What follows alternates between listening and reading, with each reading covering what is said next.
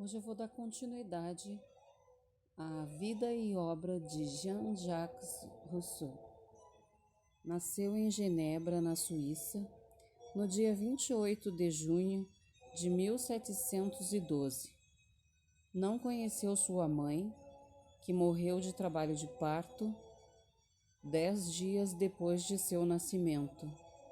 Suas palavras: meu nascimento foi o primeiro de meus infortúnios. Nasci quase morrendo, tinha pouca esperança de me salvar, carreguei comigo as sementes de uma doença que anos a agravam. Straten, 2002. O filósofo, desde o momento de seu nascimento pelo infortúnio da morte de sua mãe, de trabalho de parto, acreditava ser uma desgraça para seu pai, que ficara desconsolado com a morte de sua mãe.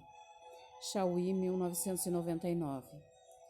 Genebra era uma pequena república protestante, cercada de estados e domínios católicos. Estava geograficamente isolada de seus vizinhos, pelos picos gelados dos Alpes. A independência de Genebra deveu-se ao reformador religioso do século XVI, João Calvino, que a tinha tornado um território bastante inclinado ao protestantismo. Seus cidadãos eram íntegros e democráticos. O pai de Rousseau era profundamente orgulhoso de sua cidade natal e comparava-a com a Esparta e a Roma antiga, quando a descrevia para o filho. Chauí, 1999, Straten, 2002. O jovem Rousseau descobriu-se como o centro das atenções em uma família quase exclusivamente feminina, com uma babá, umas tias e ocasionais parentas e admiradoras de seus escritos. Sentado no colo da tia, enquanto ela bordava, ele a ouvia entoar seu aparente infindável repertório de canções tradicionais. O menino ficava fascinado, adquirindo profundo interesse pela música e grande conhecimento, desde muito cedo, pelas artes musicais. Mas o elemento de insidiosa ambivalência permaneceu. Chauí, 1999. Anos mais tarde, ele se descrevia naquela idade como tendo um coração que era ao mesmo tempo muito orgulhoso e muito delicado, com um caráter afeminado, mas indomável. Vacilando entre a fraqueza e a coragem, autoindulgência e virtude, ele se via com contradição consigo mesmo. Straten, 2002. Segundo apontam Chauí, em 1999 e Straten, em 2002, os antepassados de Rousseau eram protestantes, provinham da região de Paris e de Saboia, e se refugiaram na cidade de Calvino. Durante as guerras religiosas na França, no século XVI, um de seus antepassados chamavam-se Didier e obtivera o direito de cidadania em Genebra, no ano de 1555. Eram, em sua maioria, relojoeiros e alcançaram relativa fortuna, mas nunca chegaram a pertencer à aristocracia. Eram burgueses medianos. Seu pai vivera por muitos anos do culto de sua mãe. Suzanne, ela sendo uma moça bastante culta, possuía uma biblioteca mediana para a época e as posses.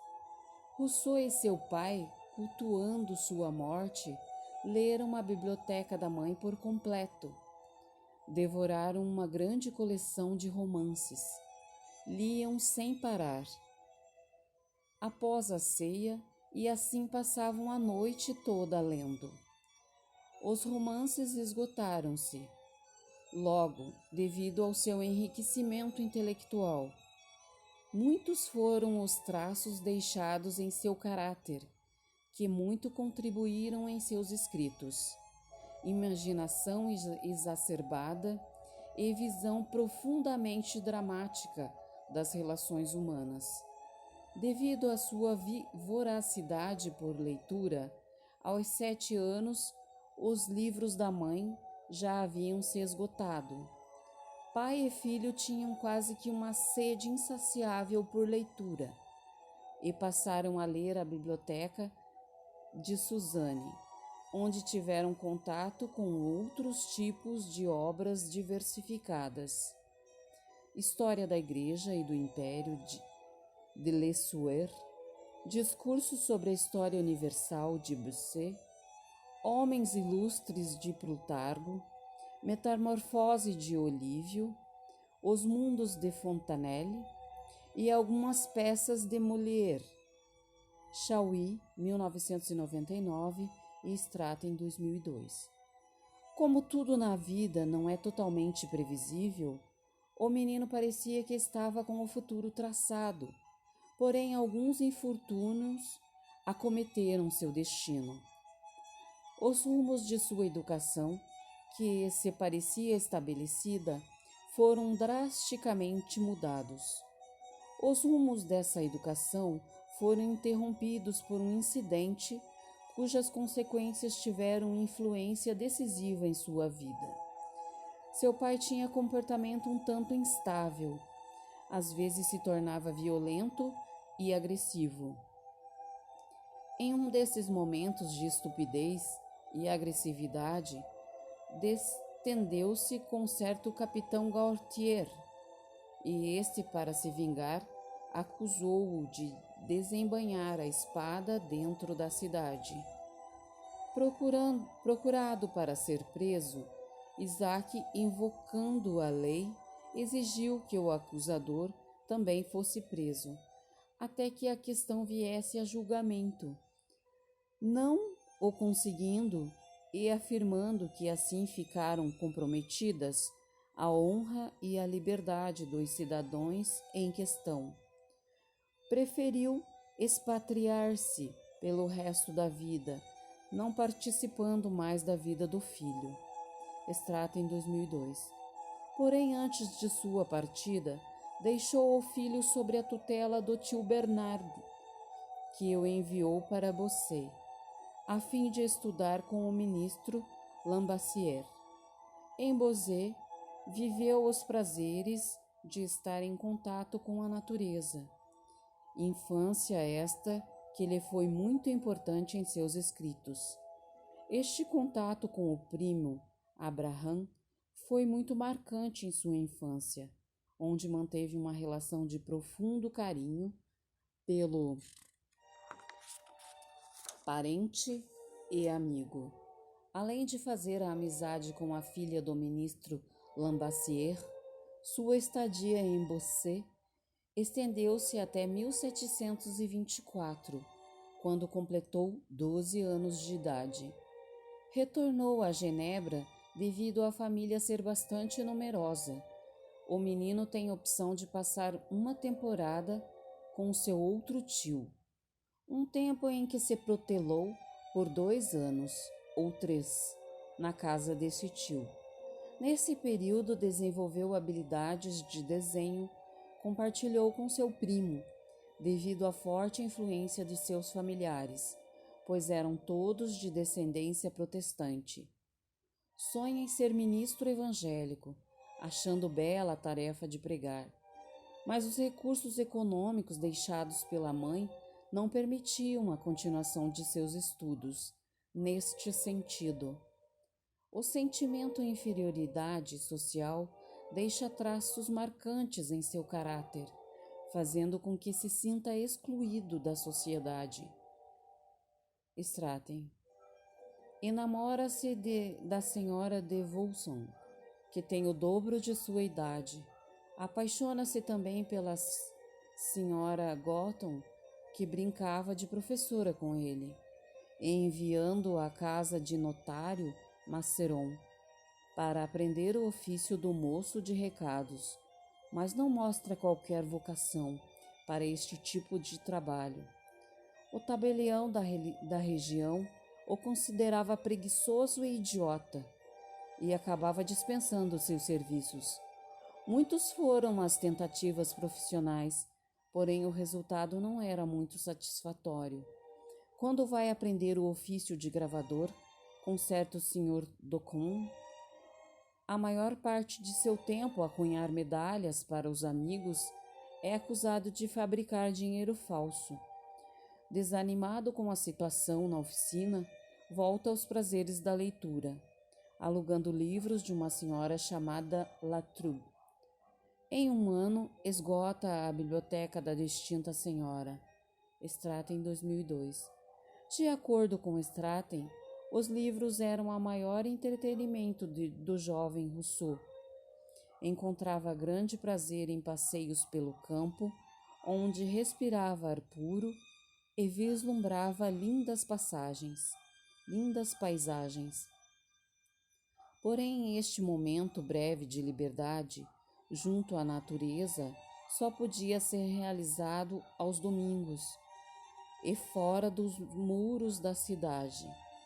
Ficava absorvido em meio a tanta beleza e esquecia-se completamente de voltar para os domínios da cidade. E quando se dava conta, geralmente os portões da cidade estavam fechados. Porém, existiam normas severas a serem cumpridas. Devido ao seu atraso, foi repreendido severamente pelo mestre. Em seu primeiro atraso, foi repreendido muitas e muitas vezes. Quão poucas eram suas alegrias naqueles dias. Os atrasos eram muito constantes, tornavam-se rotineiros. Logo vieram os castigos corporais, fizeram-o acompanhar de ameaças de que uma terceira vez não seria tolerado. Na noite de 15 de março de 1728, dormiu na esplanada externa dos portões da cidade, jurando partir para sempre quando raiasse o dia.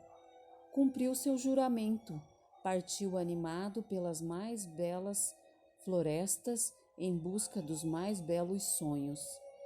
Alcançou o voo como um pássaro livre e senhor de si. Acreditava ele que com esta liberdade podia fazer tudo o que quisesse, porém estava tal sonhada liberdade era provisória. Com o pouco juízo que lhe era peculiar, gastou todo o seu dinheiro em cabarés. Tinha diversas amantes, a boemia era o seu fraco. Quando partiu, não era muitas suas economias. Devido à vida desregrada, o dinheiro não proveu seu sustento por muito tempo. Logo sentiu a dor da fome e a miséria bem de perto. Straten, 2002. A igreja sempre foi o seu refúgio para as almas perdidas e famintas. Rousseau procurou a igreja de Campfignon. O senhor de Pontever era uma espécie de pastor das ovelhas perdidas. Dedicava-se à tarefa de reconduzir o povo ao seio da Igreja Romana e os jovens calvinistas de Genebra. O pastor queria curá-lo, achava que sua alma estava doente, que convertê-lo o salvaria, sua alma da heresia. O pastor sugeriu-lhe que se dirigisse a Annecy. Lá encontrara uma senhora muito caridosa, que será sua protetora. Ao longo de sua vida teve muitas protetoras. A senhora de Verres, como sendo uma carola da igreja, logo veio à cabeça de Rousseau que encontraria uma senhora de idade avançada e cabeleira branca. Tal qual foi a surpresa quando deparou-se com uma linda jovem de 28 anos, um belo rosto, corpo esguio e olhos azuis, pele clara e um pescoço encantador. Devido aos atributos da missionária, logo se tornou um prosélito católico fervoroso. Era tão encantadora que podia conduzi-lo ao paraíso. Como a senhora de Vers afeiçoou-se muito pelo jovem rapaz, queria mantê-lo mais perto de si, porém, por cautela, devido aos acontecimentos, teve de mandá-lo para Turim, onde havia um asilo para jovens catecumenos. O então asilo chamava-se de Espírito Santo, causando a pior impressão possível no rapaz. Devido a muitos problemas financeiros que estava atravessando, fez muito bem o papel de catecumeno, pois não havia como safar-se. Foi declarado convertido para seu custeio. Futuro realizou-se uma coleta que rendeu 20 francos, quando na época era bastante razoável. Extrato em 2002. Lembra que o dinheiro arrecadado por Rousseau não durou muito tempo. A sua vida errante muito lhe contribuiu para que logo o dinheiro se findasse.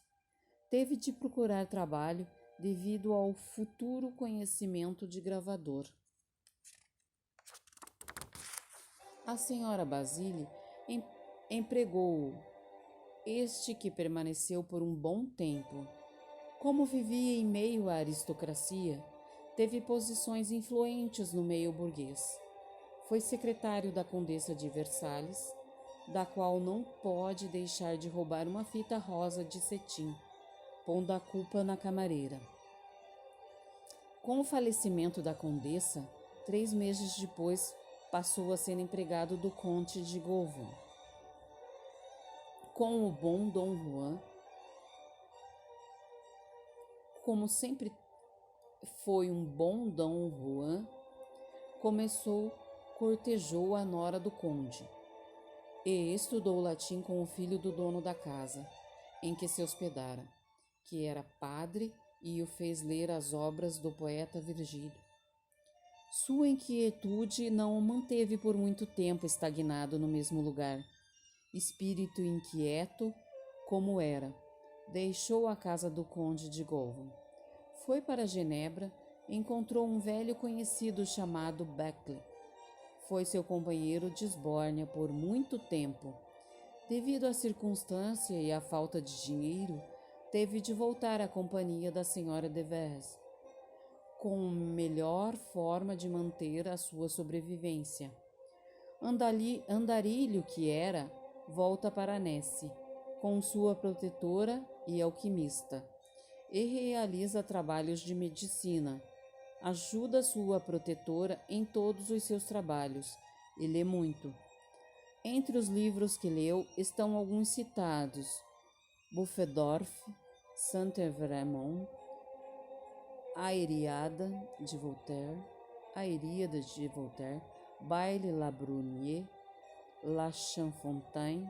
Decidiu-se por algum tempo para decifrar as cantadas de Clairabaud de Rarès, achando que, devido a desenvolver um pouco mais seu conhecimento de latim, resolveu mandá-lo para o seminário.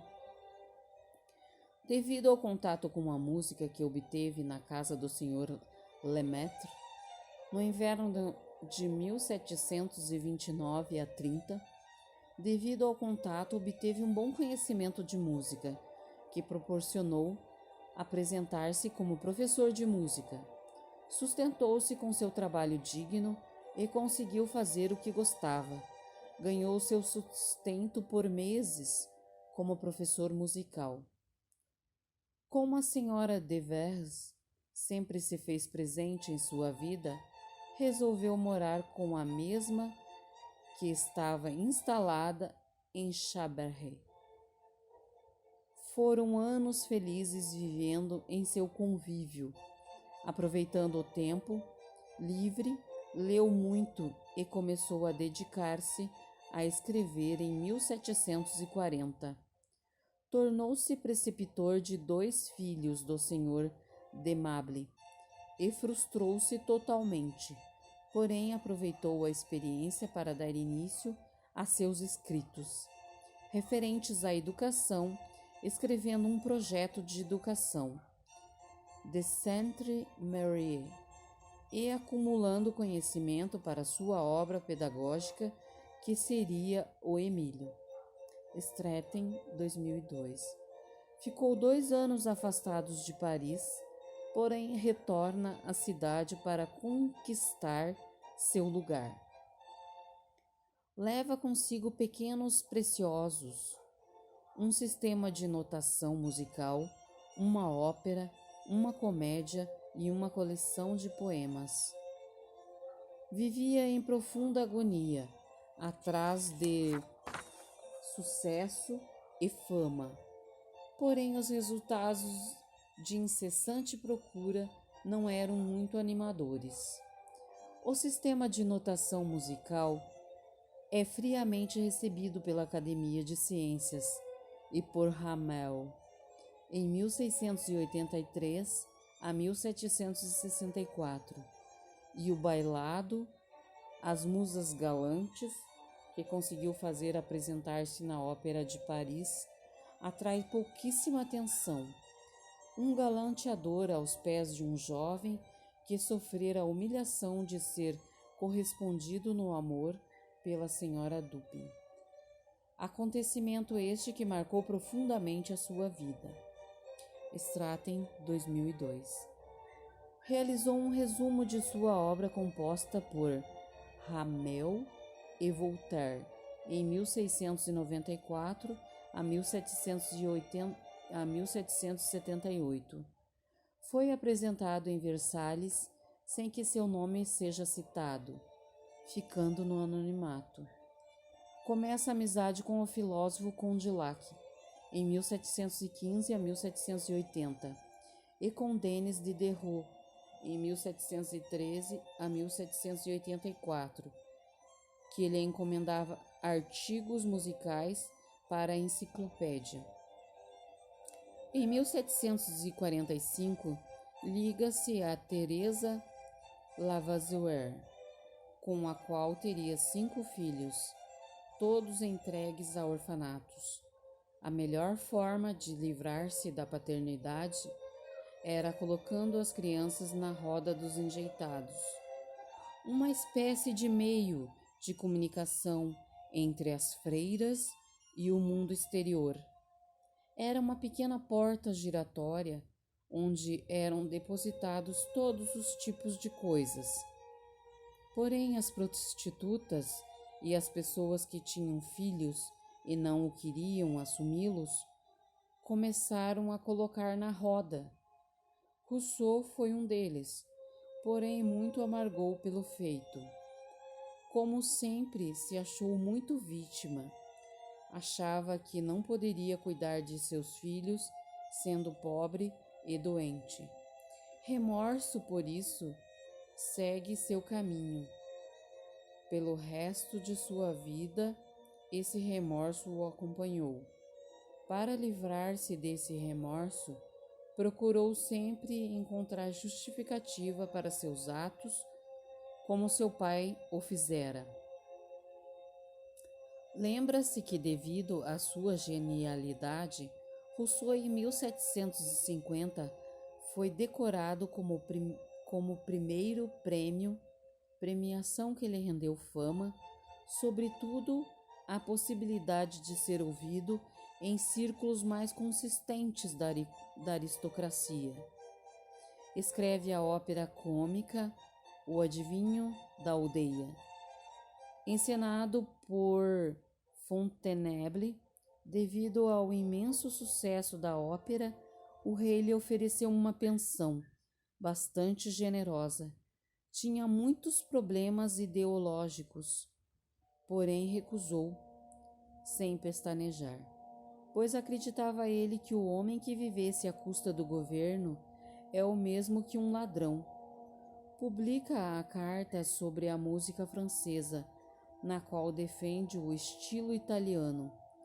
Em suas muitas viagens, visita Genebra, onde se rendeu à fé que talvez em algum momento havia perdido.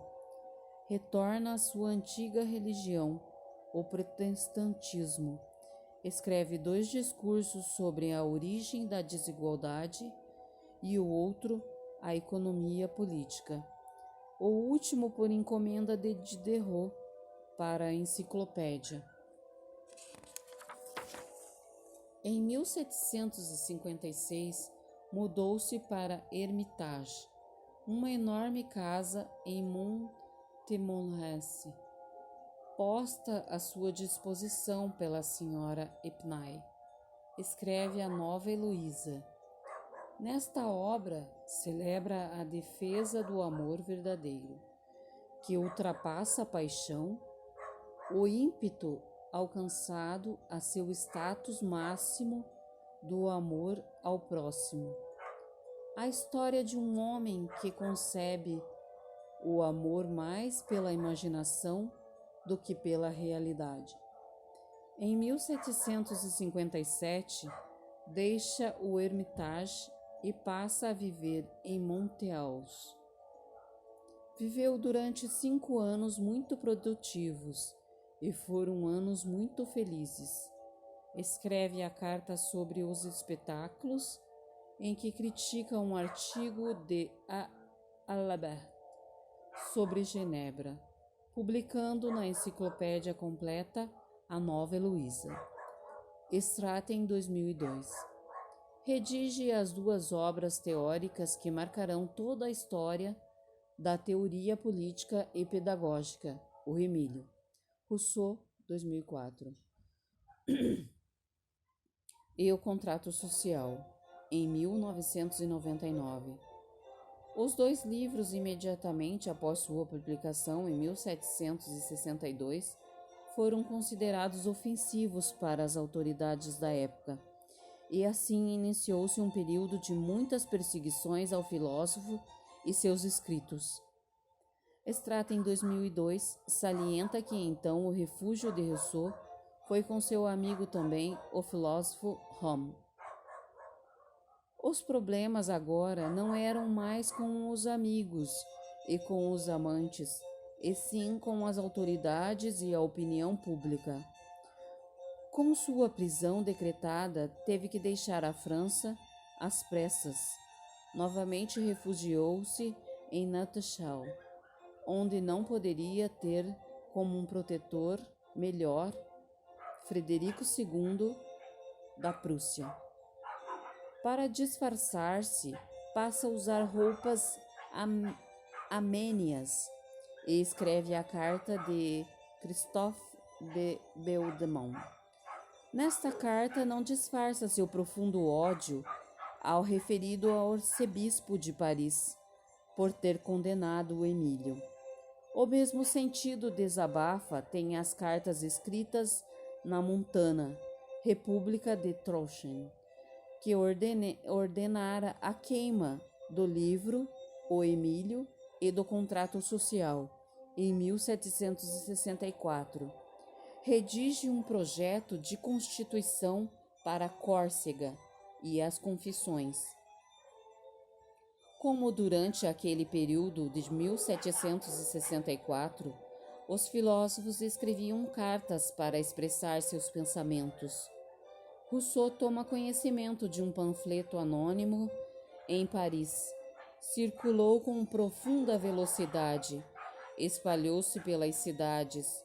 Voltaire ataca Rousseau com violência e com veemência. O panfleto intitulava-se O Sentido dos Cidadãos. Sua moral e dignidade foram profundamente expostas em todos os cantos da cidade. Detalhes de sua vida foram contados sem a menor clemência. Foi chamado de hipócrita, pai sem coração e amigo ingrato. Voltaire não mediu esforços para arrasar seu caráter, sua dignidade, deixando marcas profundas em sua autoestima. Straten, 2002. Straten salienta que sua defesa, Rousseau começa a escrever as Confissões. Em 2000, Rousseau, 2008. Neste livro, o filósofo conta detalhes de seu pensamento, confessa pequenos furtos, os motivos que o levaram a abandonar os filhos na roda dos enjeitados. Em quase 1000 páginas, o autor procura explicar toda a sua vida, todo o seu pensamento, colocando neste livro uma confissão de seus atos, que, segundo ele próprio, não eram muito respeitáveis e admiráveis. Com isso, o livro se tornou uma síntese completa de sua vida. Segundo Chauí, nos últimos anos de vida, suas neuroses e manias de perseguições diminuíram e os sintomas decorrentes dos muitos traumas sofridos ficaram mais tênues. Rousseau pôde escrever a mais severa de suas obras, Devaneios de um Caminhante Solitário, que conteram descrições da natureza, dos sentimentos humanos, realizadas com muita serenidade, que não era peculiar a ele. Jean-Jacques Rousseau faleceu no dia 2 de julho de 1768 em Hermeville, na França, deixando uma vasta obra cujo valor é inestimável para a humanidade, vem sendo permanentemente redescoberto por todos os estudantes do mundo inteiro.